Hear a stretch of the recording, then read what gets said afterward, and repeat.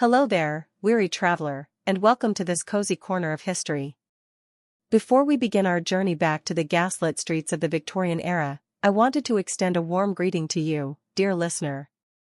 Whether you are nestled under heavy blankets, ready to drift off to sleep, or simply looking to unwind with some quiet historical storytelling, I am so glad you have chosen to join me tonight. If you don't mind, take a moment to adjust your pillows. Pull the covers up a little higher. Let your shoulders drop away from your ears, and unclench your jaw. Let us allow the stresses of the modern world to melt away, dissolving like breath on a cold window pane, as we travel back to a time long ago. A time when the world moved slower, and the winter held the earth in a breathless, silent pause. We are traveling back to 1890. Picture yourself standing on the edge of history. The modern noise of cars and electronics fades into the distance, replaced by the soft, rhythmic clip-clop of horses' hooves and the distant, muffled tolling of a church bell. It is late November in London, 1890. But this is not just any November. The meteorologists of the time, men with barometers and charts in high observatories, are already whispering about the pressure dropping. The birds have long since migrated, sensing what is to come. A great silence is descending upon Europe, a prelude to one of the most severe winters the 19th century will ever see. Imagine you are walking through a park in the city.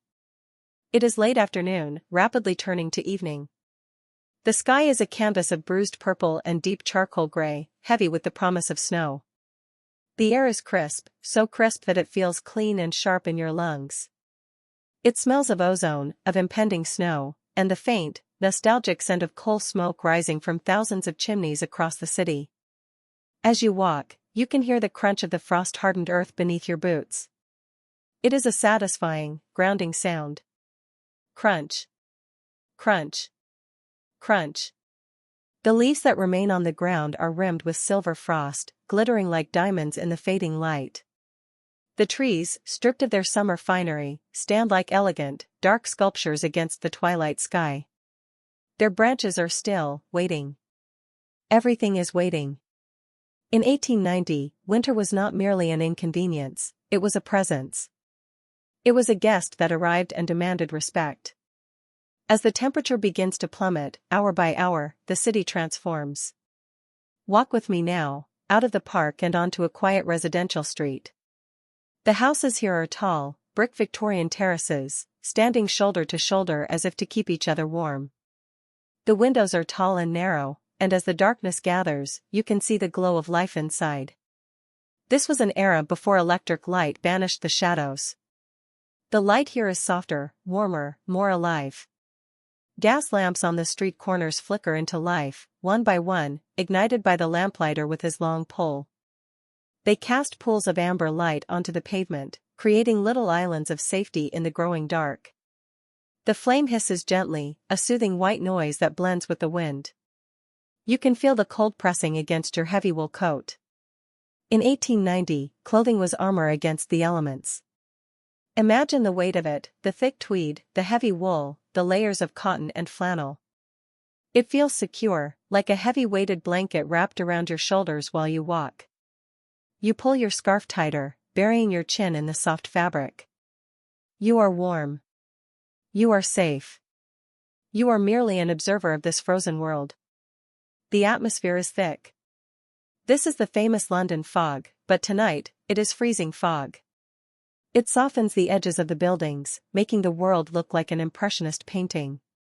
Sounds are dampened. A carriage passes by at the end of the street, the horse's breath puffing out in great white clouds that swirl and vanish in an instant. The wheels rumble softly, muffled by the thin layer of ice already forming on the cobblestones. There is no hurry here. The frenetic pace of the industrial age has been slowed by the weather. People are rushing home, yes, but there is a quietness to their movements. Heads are bowed against the chill, hands deep in pockets. Everyone is seeking the same thing, the sanctuary of the indoors. Let us follow them. Let us move away from the biting chill of the street and approach one of these inviting homes. You walk up the stone steps, the cold railing stinging your gloved hand through the leather. You reach the heavy oak door, solid and imposing, with a brass knocker that gleams even in the low light. The door opens, and you are immediately enveloped in warmth. The contrast is instant and profound. You step from the blue-gray cold into a world of gold and red and brown. The hallway is lined with dark wood paneling that seems to absorb and radiate the heat. The air here is still and smells of beeswax polish, old paper, and the faint, sweet scent of dried lavender. You take off your heavy coat, feeling the weight lift from your shoulders. You unwrap your scarf, your skin tingling as it adjusts to the pleasant temperature. Move further into the house. You find yourself in the drawing room, the heart of the Victorian winter home. The curtains, heavy velvet in a deep burgundy color, have been drawn tight against the tall windows. They block out the draft, sealing the room in a cocoon of comfort. You can hear the wind outside, whistling softly around the corners of the house, trying to find a way in, but it cannot reach you here.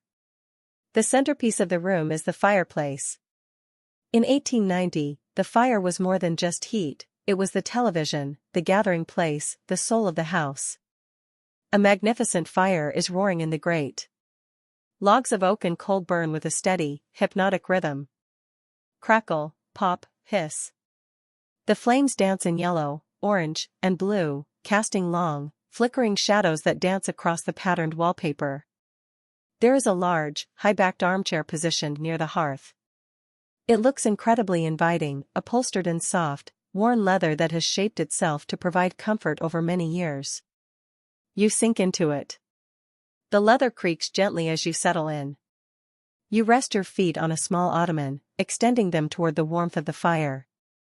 You can feel the heat seeping into your toes, traveling up your legs, relaxing muscles you didn't even know were tense.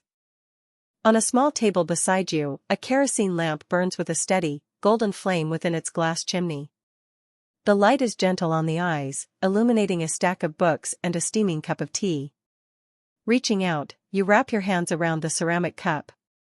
It is hot, sending a pulse of warmth into your palms. You lift it to your lips, blowing gently on the surface.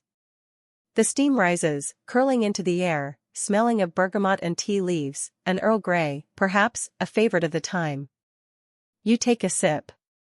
The liquid is hot and soothing, warming you from the inside out. In this room, time seems to stand still. The clock on the mantelpiece ticks, tock, tock, tock, a slow, steady heartbeat that measures moments not in seconds, but in peace. Outside, the temperature continues to drop. The meteorologist's predictions are coming true. The puddles in the streets are turning to solid glass. The moisture in the air is crystallizing. The Great Freeze of 1890 has begun. But here, in this sanctuary, the cold is just a concept, a story happening to someone else. You watch the flames. You let your eyes go out of focus. The dance of the fire is mesmerizing.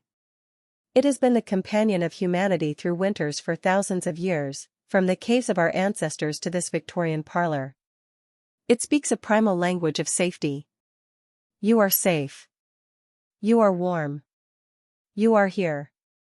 As the evening wears on, the house settles. The floorboards creak occasionally as the wood contracts in the cold, a familiar, homey sound. Somewhere in the distance, perhaps in the kitchen below, there is the faint clink of pottery, a sign of life, of dinner being prepared, of continuity. But for now, there is nothing you need to do. No emails to answer, no calls to make, no demands on your time. You are simply existing in 1890, in the quiet anticipation of the winter. You pick up a book from the table. It is a heavy volume, bound in cloth. You open it, the pages smelling of vanilla and age. You read a few lines, but your eyelids feel heavy. The warmth of the fire, the comfort of the chair, the silence of the snowbound city outside, it is all lulling you into a state of deep relaxation. The words on the page begin to blur. You close the book and set it down. You lean your head back against the chair. You listen to the wind again. It sounds different now, less like a threat, and more like a lullaby. It is singing the world to sleep. It is telling the trees to rest, the rivers to slow, the earth to dream. And you, too, are part of this great slowing down. Your breathing deepens. In and out. matching the slow rhythm of the Victorian night. The frost is gathering on the windowpanes outside, creating intricate, fern-like patterns of ice. Beautiful, delicate fractals that no human hand could replicate. Nature is painting its masterpiece while the city sleeps. The great frost has arrived, not with a shout, but with a whisper.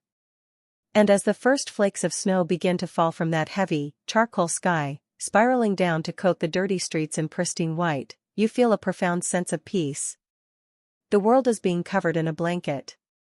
Everything is being reset. Everything is quiet. Rest now, weary traveler. The journey has only just begun, but for tonight, you are safe in the warmth of the hearth. The fire watches over you. The walls protect you. The history holds you. The fire in the hearth we left behind is still crackling, a steady guardian of warmth, but our spirits are free to wander. We float now, weightless and unbothered by the temperature, drifting out through the heavy velvet curtains, through the frosted windowpane, and out into the London night. The snow has stopped falling for the moment, leaving the air incredibly clear and still. The city is asleep. The rows of chimney pots stand like silent sentinels against the stars, which are burning with a cold, hard brilliance in the ink-black sky. We drift southward, over the silent rooftops, over the cobblestone streets that glisten like polished obsidian, until we reach the great artery of the city. The heart of Victorian London. The River Thames. Usually, this river is a chaotic cacophony of life. In the daylight of a normal year, it is a highway of commerce. Barges laden with coal, tea, and spices jostle for space. Steamers blow their whistles, or splash in the murky water, and the shouts of dockworkers echo off the warehouse walls. The river never stops, it is the restless blood flowing through the veins of the empire. But tonight, in the deep winter of 1890, the river has been tamed. It has been touched by the hand of the great frost, and it is undergoing a transformation so slow and so profound that it feels like a spell is being cast. Come with me. Let us stand, in our imagination, on the center of Westminster Bridge. The iron railing is thick with hoarfrost, rough and cold to the touch, sparkling under the gas lamps that line the span. The light from the lamps creates a misty, golden tunnel on the bridge, but look over the edge. Look down into the dark. The river is slowing down. The water, usually a churning gray-brown, has turned into a sluggish, heavy substance. It moves with a lethargy that is almost hypnotic to watch. It does not rush, it creeps. It slides. And floating upon its surface are the architects of silence, the ice floes. They began as small shards, little needles of ice forming in the quiet eddies near the banks. But as the temperature plummeted night after night, dropping far below freezing, these shards grew. They knit themselves together into sheets, white and pale gray, looking like great lily pads of frozen stone. Now, the river is choked with them. Look closely at the water below. It is a mosaic of ice. Thousands of white plates drift downstream, caught in the slow, heavy current. They are moving, but barely. Listen. Can you hear it? It is the sound of the river whispering. As the ice floes drift, they brush against one another. Clink, shhhh, scrape. It is a sound like glass rubbing against stone. A dry, hollow sound. It is the sound of friction turning into stillness. Occasionally, a larger piece of ice bumps into the stone pier of the bridge below us, thud, a deep, resonant sound that vibrates through the air before being swallowed by the silence. It is a mesmerizing rhythm. The river is trying to flow, but the cold is holding it back. The cold is winning. Drift down from the bridge now. Let us hover just above the surface of the water, near the muddy banks of the embankment. Here, the transformation is already complete. The edges of the river have ceased to move entirely. The water has solidified into a jagged, uneven floor of white. You can see where the tide was when it froze, ripples caught in suspended animation, waves turned into sculpture. A wooden rowboat, tied to a rusted iron ring on the wall, is locked in place. Its hull is gripped tight by the ice. The rope connecting it to the shore is stiff, coated in white crystals, hanging in a perfect, motionless arc. that boat will not move tonight. It will not move tomorrow. It has been claimed by the winter. There is a profound peace in this paralysis. We spend so much of our lives rushing, flowing, pushing against the current. But here, the river teaches us the beauty of stopping. The beauty of simply existing, held fast by the elements.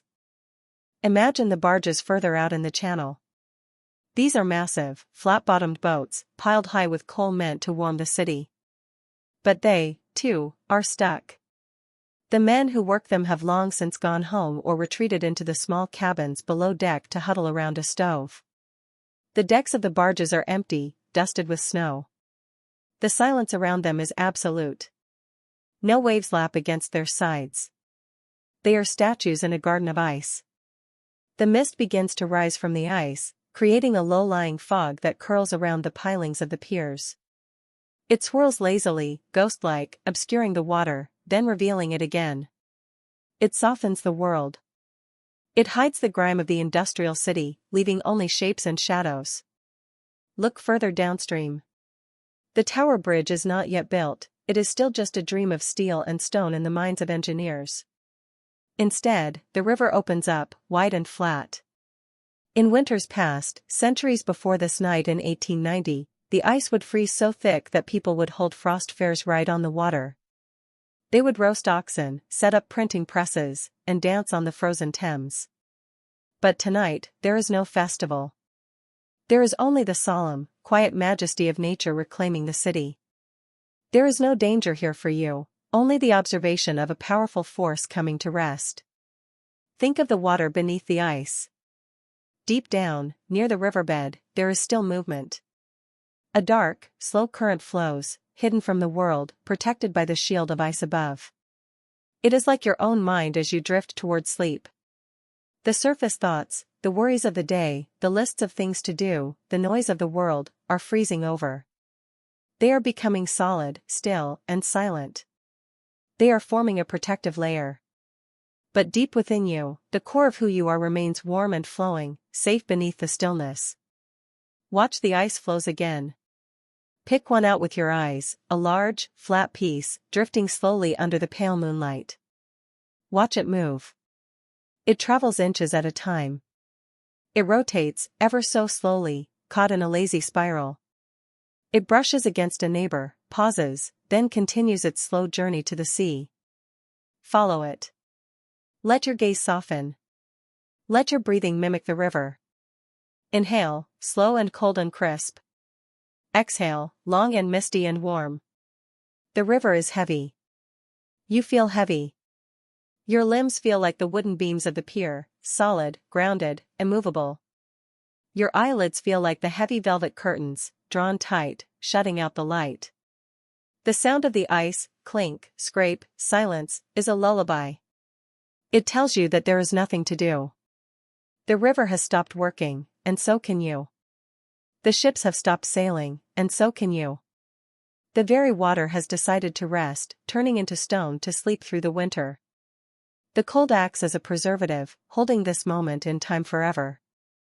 A perfect, silent snapshot of 1890.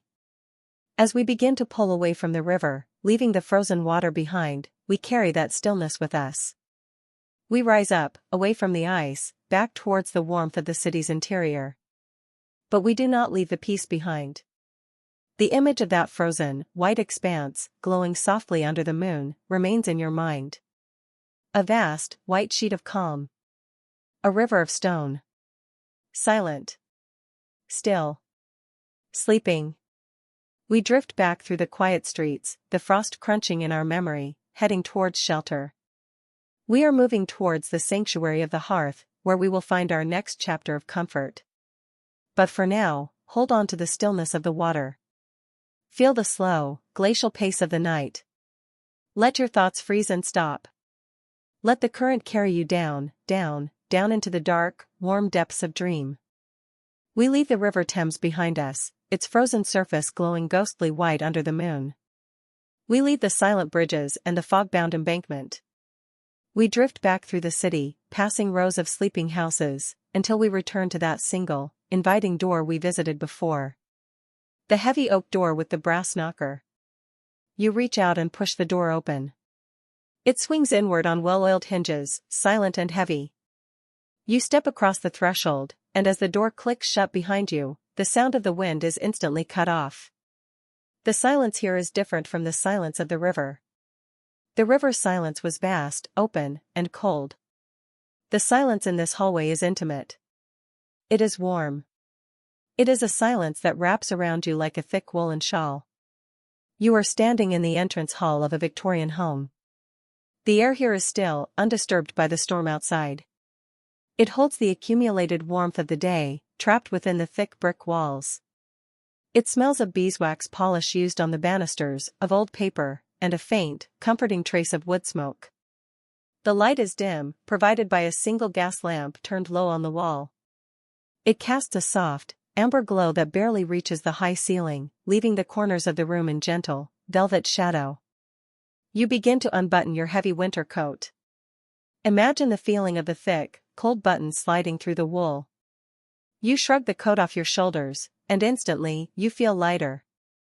You hang it on the stand, leaving the weight of the winter at the door.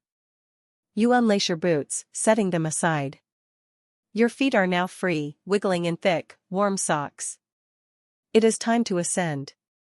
In front of you lies the staircase, a grand, sweeping structure of dark mahogany.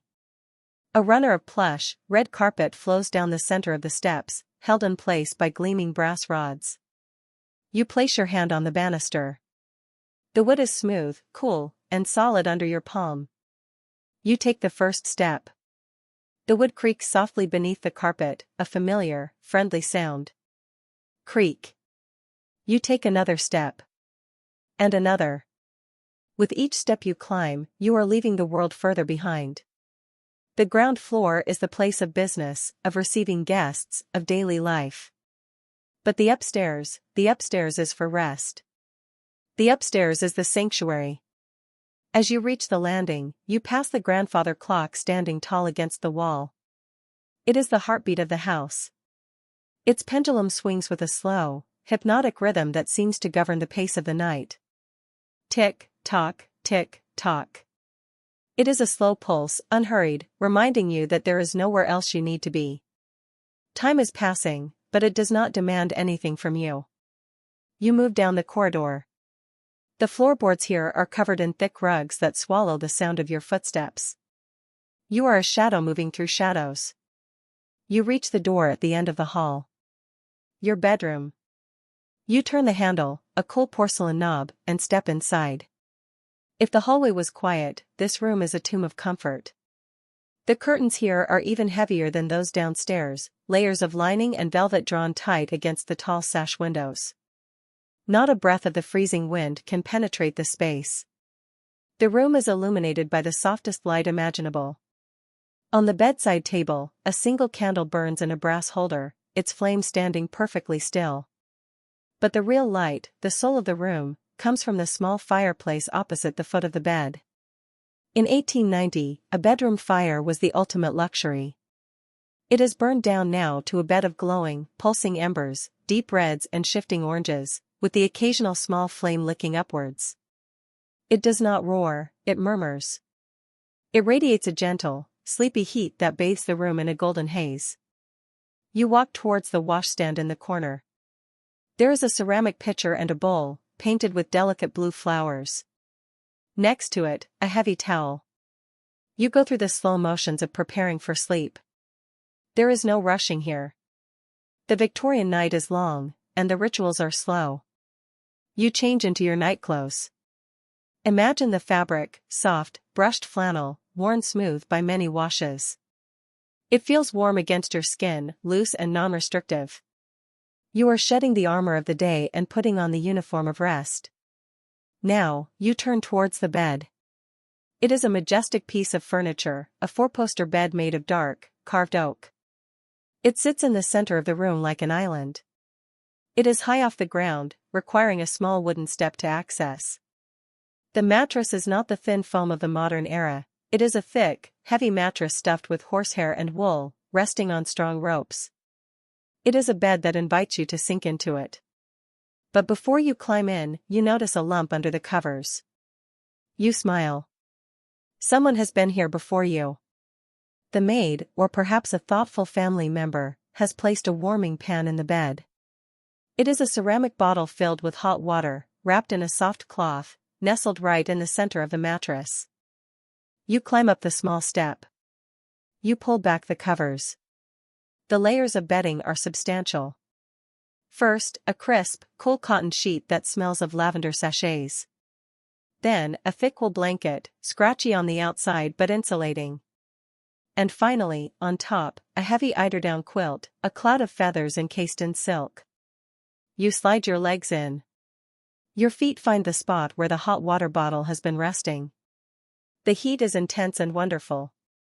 It radiates up through your soles, melting away the memory of the frozen river, melting away the chill of the carriage ride. You push the bottle down towards the bottom of the bed, creating a warm haven for your toes. You lie back. Your head sinks into the pillow. It is a large, square pillow, filled with down feathers that cradle your head, supporting your neck perfectly. Pull the heavy covers up. Pull them right up to your chin. You are buried under the weight of warmth. The heavy eiderdown presses down on your chest, a gentle pressure that signals your nervous system to let go. You are swaddled. You are contained. You lie there for a moment, eyes open, looking at the ceiling. The candlelight casts dancing shadows up there, faint shapes that shift and merge. The fire in the grate gives a soft pop and a shift as a log settles into the ash. You turn your head to look at the window. You cannot see out, but you can hear. The wind has picked up again. It is howling softly around the eaves of the house, a high, thin sound. Hoo. But this sound only deepens your sense of safety. It is the contrast that creates the comfort. The more the wind howls, the safer you feel in your warm, soft burrow. Let the wind blow. Let the frost encase the glass. Let the snow pile up against the brickwork. It cannot touch you. You are in the sanctuary of the hearth. The room is filled with sleepy sensory details. The smell of the dying fire, that dry, cozy scent of ash. The smell of the candle wax. The feeling of the flannel against your skin. The warmth of the ceramic bottle at your feet. Your breathing slows down to match the rhythm of the room. Inhale, smelling the lavender and the warmth. Exhale, sinking deeper into the mattress. The bed feels like it is holding you. The horsehair and wool mold to the shape of your body. You are leaving the year 1890. You are leaving the city of London. You are drifting into a space that exists out of time. You watch the candle flame. It flickers once, twice. It is getting lower. In your imagination, you reach out and cup your hand behind the flame. You blow gently. Puff. The light is extinguished. A thin ribbon of gray smoke trails up into the darkness. Now, the room is lit only by the embers of the fire. A soft, deep red glow pulses near the floor. It is the color of sleep. It is the color of the inside of your eyelids. The darkness is velvety and rich. The silence is heavy. You are safe. You are warm. You are home. The grandfather clock in the hallway chimes the hour. It is midnight. But the sound is muffled by the heavy door, reaching you only as a dull, rhythmic vibration. Dong. Dong. Dong. It is the sound of the day officially ending. The page has turned. The struggle against the cold is over for today. Let your limbs go heavy. Let your jaw unclench. Let your eyes close. Sink into the feathers. Sink into the warmth. We are ready to travel deeper now. We have found our sanctuary, but soon, in our dreams, we will begin a new journey.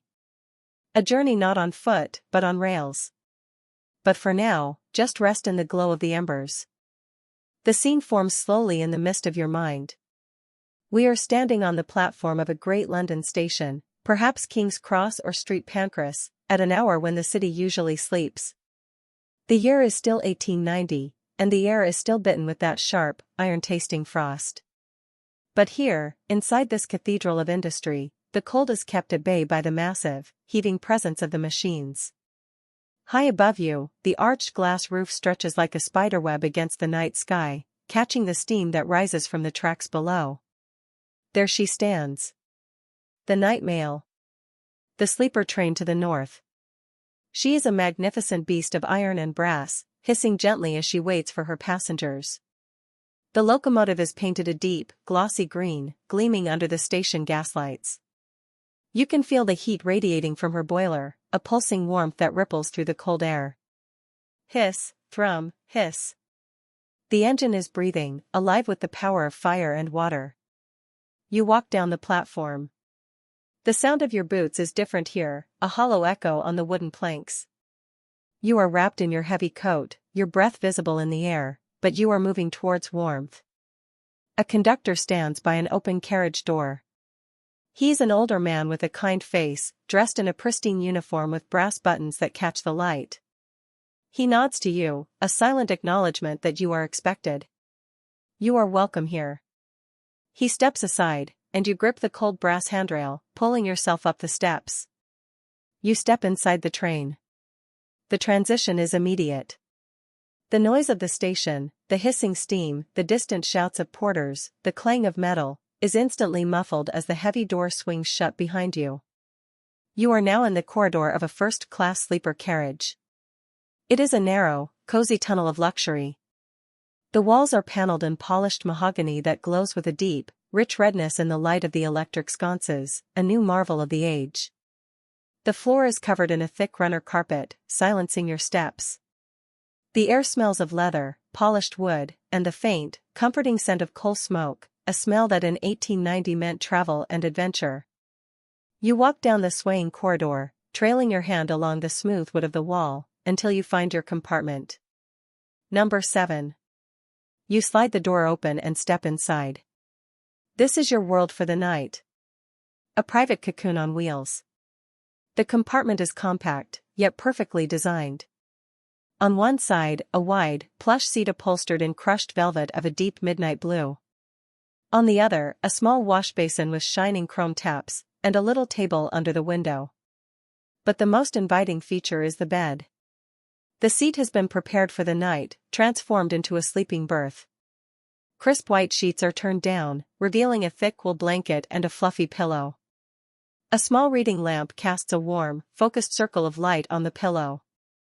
You hang your coat on the hook behind the door. You sit down on the edge of the bunk. The mattress is springy and supportive. You can feel the subtle vibration of the engine, a low hum that travels up through the floor. It is a vibration of potential energy, waiting to be released. Suddenly, there is a shrill sound from outside, the guard's whistle. Peep. Then, a deep, resonant chug from the engine. Chuff. The train shudders gently. A creak of wood, a groan of metal. Chuff, chuff. We are moving. Slowly at first, almost imperceptibly. The platform outside the window begins to slide backward. The gas lamps drift past, one by one, accelerating. The faces of the porters blur. The arch of the station roof glides overhead, and then, with a rush of cold air and a sudden increase in noise, we emerge into the open night. The train gathers speed. The slow chuff, chuff, chuff transforms into a steady, rhythmic beat. The heartbeat of the industrial age. Click-clack. Click-clack. Click-clack. You lie back on the bunk, pulling the heavy wool blanket up to your shoulders. You reach out and switch off the reading lamp. The cabin is plunged into darkness, save for the moonlight filtering through the window blind. This is where the magic happens. The rhythm of the rails. It is a sound that has lulled millions of travelers to sleep over the centuries. It is a consistent, repetitive, hypnotic percussion. Da-dum, da-dum. Da-dum, da-dum. The carriage sways gently from side to side. It is a rocking motion, like a cradle. It creates a sensation of weightlessness, of being suspended between the earth and the sky. You are not responsible for the journey. The engineer at the front, the stoker shoveling the coal, the signalman in his box, they are taking care of everything. You are simply a passenger. You are being carried. Reach over and lift the edge of the blind just a fraction. Look out into the Victorian night. London is fading behind us. The dense clusters of yellow streetlights are thinning out, replaced by the vast, encroaching darkness of the countryside. We are heading north, into the teeth of the great frost. The view outside is a study in grayscale. The fields are blanketed in deep snow, glowing with a spectral blue luminescence under the full moon. The trees are black skeletons, their branches weighed down by white powder. Occasionally, sparks from the engine fly past the window, streaks of bright orange fire that dance for a split second against the snow before vanishing. Fire and ice. Motion and stillness. We rush past a small village. It is just a collection of dark shapes, huddled together in a valley. A single light burns in a cottage window, a tiny pinprick of orange in the vast blue dark. You wonder who is awake there. A mother rocking a child? An old man tending a fire? For a brief second, your life intersects with theirs, connected by the thread of the railway, and then they are gone. Swept away by the speed of the train. Click-clack. Click-clack. Click-clack. The rhythm is seeping into your bones. It matches your heartbeat. It slows your thoughts. Da-dum, da-dum. The train enters a cutting. The sound changes, becoming louder, echoing off the earthen walls on either side. Rumble, rumble, rumble. Then we burst out onto a viaduct, high above a frozen valley, and the sound becomes hollow and airy. Whoosh. You let the blind drop. You turn onto your side, curling up in the warmth of the narrow bunk. The train is a warm capsule flying through the freezing void.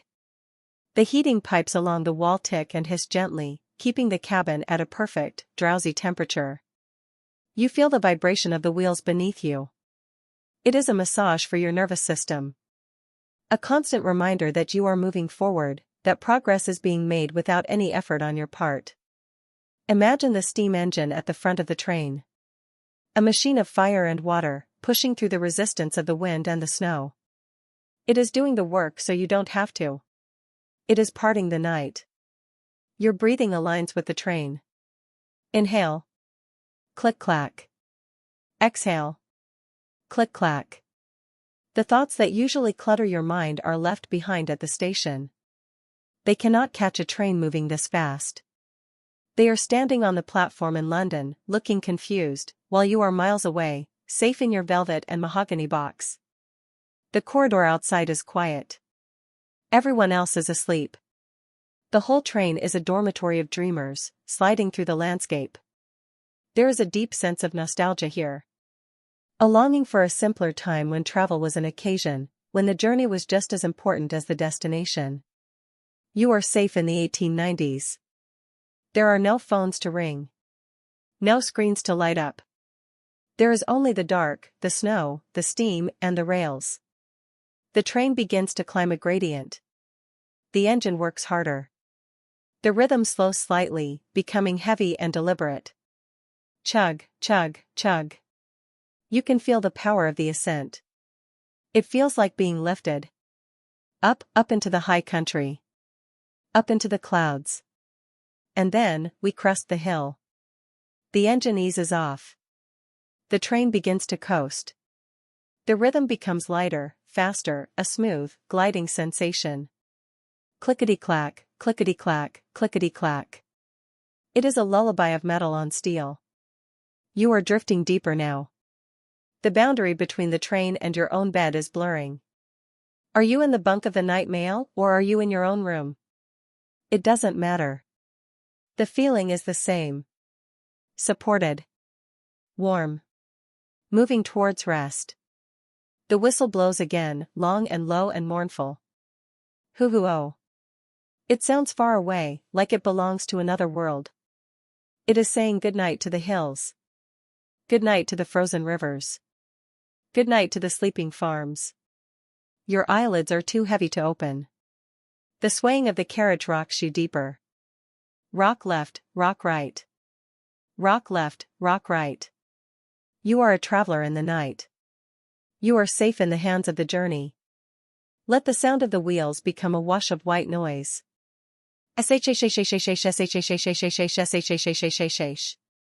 Like the ocean, but steady. Like a heartbeat, but stronger. We are traveling north. Towards the silence of the snow-covered hills. Towards the deepest part of the winter. Towards the deepest part of your sleep.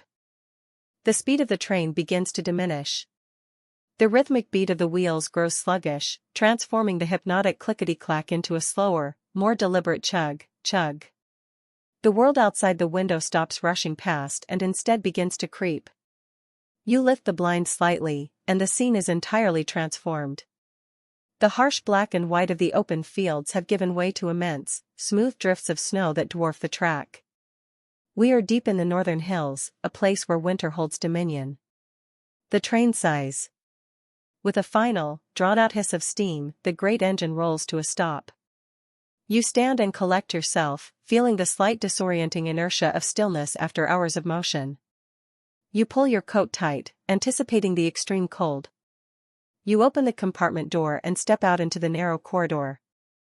The air inside the train is instantly different, stale and warm, compared to the icy, fresh air that rushes in when the exit door is opened. You step down onto the small, snow-dusted platform of a remote wayside station. The contrast with the great London terminal is absolute. This platform is short, framed by low stone walls. There is no roof, only the immense, dark sky above, pinpricked with cold, brilliant stars. The engine gives one final, long, haunting whistle. Hoo-hoo-oh. It is a farewell. With a gentle lurch, the train begins to move away, the last vestige of industrial noise receding into the distance. You watch its red taillights shrink until they are nothing but two tiny, glowing eyes swallowed by the vast, snowy expanse. And then, silence. A silence so profound, so heavy, that it feels like a physical presence. The snow has swallowed every sound. It has muffled the world in a thick, sound-dampening blanket. This is the stillness we came north for. You leave the small station building behind and begin your walk towards the tiny cluster of lights you can just glimpse in the distance. The village. The path is not cleared. You are stepping into deep snow. Imagine the effort. Your feet sink in with every step, and as you lift them, the snow resists, clinging to your boots. Crunch, crunch, crunch. The sound is loud at first, cutting sharply into the stillness, but then it quickly fades as the surrounding snow absorbs the echo. Your body is working gently, steadily, generating its own heat. It is a slow, rhythmic work, a walking meditation. Left foot sinks. Right foot lifts. Left foot sinks. Let this gentle, rocking effort translate into a deep relaxation in your own legs and feet. Feel the subtle energy flowing from your toes to your hips, heavy and restful. As you crest a small rise, the view opens up. The village lies nestled deep in the valley below, a tiny, ancient collection of stone cottages huddled together beside a frozen stream. It looks like a nativity scene, untouched by the modern world. The roofs are thick with snow, smoothed and rounded into soft white mounds. Some of the older cottages have thatched roofs, and the snow has settled into the straw, making them look like great, furry white helmets. The only color against the blue-white moonlight is the warm, steady glow from the cottage windows. Squares of deep, peaceful yellow light, a color that speaks volumes about the comfort within. They are beacons of domestic warmth in the vast, cold wilderness. You can also see the signs of life rising from the chimney pots. Thin, vertical columns of white-gray smoke curl straight up into the perfectly still air, indicating that a solid, steady fire burns below, untroubled by wind. The faint scent of this wood smoke reaches you, a dry, earthy, comforting aroma. It smells like safety. You descend the path into the valley. The deeper you go, the more the cold air gathers, becoming purer and cleaner. You pass ancient dry stone walls, their gaps plugged with glittering ice. Now, we are in the village itself. The cottages are built of rough, dark stone, their window frames painted a pale blue or green. They seem to have grown out of the earth itself, standing against the winter for hundreds of years. The stillness here is absolute. The cold has muted every sound. You listen closely. You might hear the extremely faint sound of a dog shifting in its sleep by a hearth. You might catch the muffled thump of a log being added to a fire inside a thick stone wall. You might hear the distant, tiny sound of the stream, hidden beneath its sheet of ice, murmuring a soft, secret song as it flows slowly in the darkness. But mostly, there is the profound silence of the deep snow. It is the sound of the world taking a long, deep breath and holding it. You approach a small, public building, the old village inn, perhaps, or the gathering hall. Though the hour is late, one window glows softly. You can see, through the glass, the shadow of a colossal fireplace. You walk towards the door. It is old, heavy oak. You push it open and step inside. The warmth is heavy and immediate. It is a deep, bone-warming heat that takes all the tension out of your body. The air is thick with the mingling smells of hot cider, wool, and wood ash. The room is dark now, but the great stone hearth still glows. No one is awake. The last embers of the fire are fading to a deep, intense red, like the heart of a slumbering giant. You find a wide, wooden bench nearby, covered with a thick blanket made of rough, durable wool. You settle down upon it, pulling the wool blanket up around your shoulders. You are utterly alone, yet completely safe, surrounded by the sleeping community. Listen to the fire. It is not roaring now. It is simply settling. Shoo. Hiss. A small piece of charcoal shrinks, sending up a tiny wisp of smoke that vanishes into the vast chimney. You close your eyes, leaning your head back against the stone wall, which now feels pleasantly cool against the heat of your collar. You have reached a place of timeless peace. The speed of the train is gone. The rushing life of the city is gone. There is only the valley, the snow, the stone, and the deep, silent rest of the natural world. Let your own body become heavy like the stone cottages. Let your breathing become slow and deep like the fire's dying embers. Let the silence of the snow sink into your bones, erasing all residual noise and thought. The village is sleeping. The valley is sleeping. The world is in its deepest slumber. You are here, too, nestled in the heart of the great silence. Safe. Resting. Unmoved by the storm above. Sink deeper now, into the heavy, profound sleep of the high country winter. The room is dark now, lit only by the faint, pulsing red glow of the deepest embers, the color of a tired heart slowing to rest. The fire has done its work. The heavy stone walls of the inn have retained the heat, creating a perfect pocket of warmth, a safe bubble against the immense cold outside. You are completely still. You can feel the quiet certainty of the earth beneath you. The grandfather clock in the distant hallway of the inn has chimed its final hour, marking the meridian of the night. This is the point of deepest slumber, the moment of the winter solstice, when the night is at its most profound, and the day is at its shortest. Time itself seems to slow down, pooling heavily around this remote, frozen valley. We allow our spirit to drift away from the warmth of the bench, rising weightless, unbothered by the cold. We float gently upward, through the wide, dark throat of the chimney, up past the quiet smoke hole, and out into the vast, freezing night sky. The scene that greets you is overwhelming in its silence and clarity. The air here, far away from the coal smoke of London, is impossibly clean. The cold has stripped the atmosphere of all moisture and haze, leaving the sky bare and brilliant. Above you is the full, magnificent display of the Victorian night sky. In 1890, there was no electric light pollution to dull the stars. They burn with a piercing, diamond-like clarity. They are not distant specks, they are close, vivid worlds of light. You tilt your head back to observe the infinite depth above. You can clearly see the familiar constellations. There is Orion the hunter, tilted over the southern horizon, his belt gleaming with 3 perfect jewels. There is the slow, majestic sweep of the Milky Way, the great river of stars that spans the sky, looking like a hazy scarf of cosmic dust. Look up, up, up. Follow the light of a single, small star. It has traveled for hundreds of years, perhaps 1,000, just to shine its light upon this tiny, snowbound village for this one solitary night. The light you are seeing is ancient. It is immutable. It existed long before 1890, and it will exist long after. This is the great comfort of the longest night. When your own life feels small and temporary, the stars remind you of the immensity of time. The problems of the day, the worries, the hurries, they are all tiny specks against the scale of the cosmos. They cease to matter. Feel the profound suspension of time. The Earth is rotating, yes, but its movement is so slow, so dependable. Look at the stars again.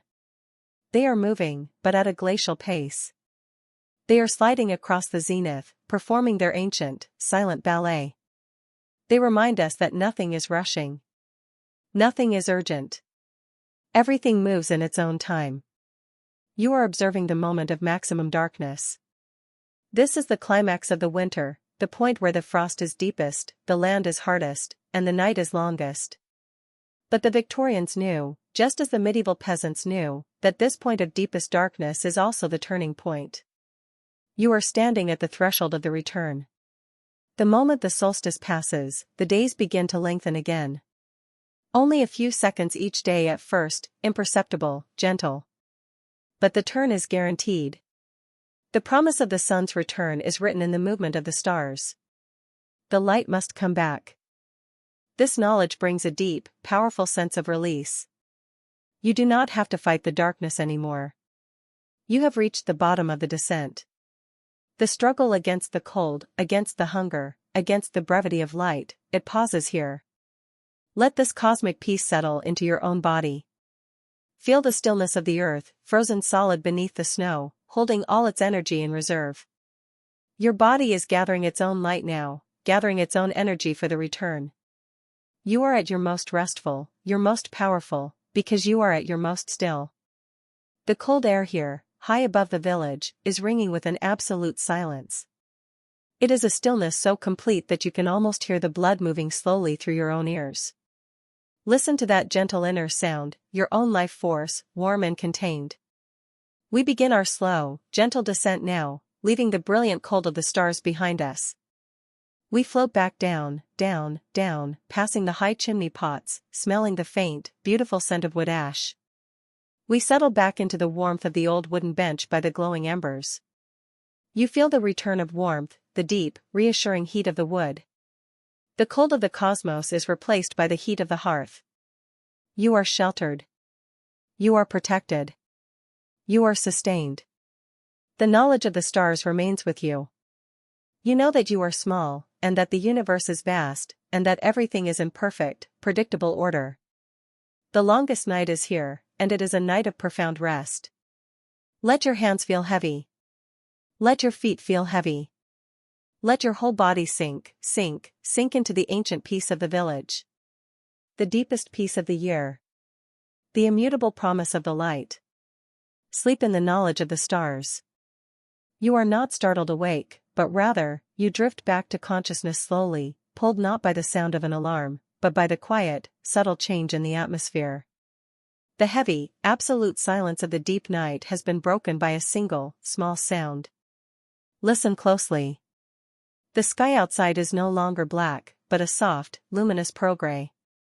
The sun has not yet appeared over the high, snow-drifted ridges, but its light is filtering through the atmosphere, gentle and diffused. And with that subtle light, the temperature has shifted, just a degree or two. The intense, metallic cold has softened. And here is the sound, drip. Drip. Drip. It is the sound of water. The tentative, persistent sound of the thaw. On the overhanging eaves of the ancient inn, the great crystalline icicles that formed overnight have begun their slow, liquid surrender.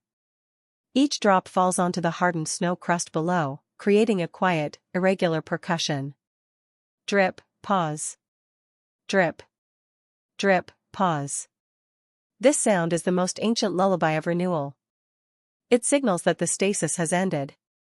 The struggle of the winter is over, and the gentle, unstoppable flow of life is beginning again. Let the drip, drip, drip rhythm wash over your mind, dissolving any remaining tension. You rise slowly from the bench, feeling refreshed and heavy with deep, deep rest. You walk to the small window of the inn. The village is bathed in the soft, dawn light. The snow is no longer glittering with that harsh, diamond-like frost. Instead, it looks softer, heavier, and tired. It has done its work. It is beginning to melt back into the earth. You can see the dark outline of the stone cottages. The snow on the thatched roofs, which looked so pristine yesterday, is now starting to slump, sliding gently off the edges in wet, heavy piles. As you step outside the inn door, the air is no longer sharp. It is damp, earthy, and cool, a hint of rain, a promise of mud. It is the smell of the awakening earth after months of suspended animation. Look down at the path. The deep, heavy snowdrifts are still there, but where they meet the warm stone wall of the inn, the snow has receded, leaving a thin line of dark, damp earth visible for the first time in weeks. It is a tiny strip of brown, a sign of life, a victory for the light. And listen again. The silence is still profound, but it is no longer absolute. From the highest branch of a nearby oak tree, now visible against the pale sky, you hear a small, clear, persistent sound. The song of a robin. It is not the loud, cheerful chorus of high summer. It is a tiny, tentative, sweet little tune. The robin survived the great frost. He endured the long night. And now, he is singing the first song of the returning light. The song is small, but the hope it carries is vast. It is the voice of resilience. It is the sound of the cycle turning, right here in the heart of the 1890s. You begin your final, slow walk out of the valley, leaving the warm, sleeping village behind. Your boots still crunch in the snow, but the sound is heavier, more squishy, less crisp than before. You walk up the path that leads back towards the railway line, feeling the energy of the thaw rising from the earth. As you look back, you see the thin columns of wood smoke rising from the chimneys, still straight and true, now illuminated by the soft, emerging sunlight. The people in those cottages have endured the worst of the winter. They have shared their fire, they have endured the dark, and now, they will prepare for the long, hopeful work of the spring planting. They held fast to the promise of the thaw. And that is the greatest lesson we take from this journey through the great frost of 1890. That even when the darkness seems deepest, when the cold seems harshest, and when the world seems entirely still, the forces of renewal are always at work beneath the surface. The light always returns. Your mind is like the frozen earth. It has endured a long, deep period of rest, clearing away the clutter and the noise. Now, it is beginning to awaken, but it carries the profound stillness of the night with it. You are entering a period of gentle renewal. Feel the slow, deep peace of the long sleep settling into your core. The sound of the thaw, the gentle drip, drip, drip, guides you now into the deepest, most peaceful state of rest you can imagine. You have made it through the long night. You have witnessed the turning of the seasons. You are safe. The Victorian winter is closing its story. The great frost is melting. Let the light of the returning sun fill your mind with warmth and hope. Let your body remain heavy, grounded, and utterly relaxed. You are here, now, warm and safe in your own bed. The journey is complete. The cycle is done. Rest now, weary traveler, and sleep deeply in the knowledge of the light. Sweet dreams of the spring that is always waiting.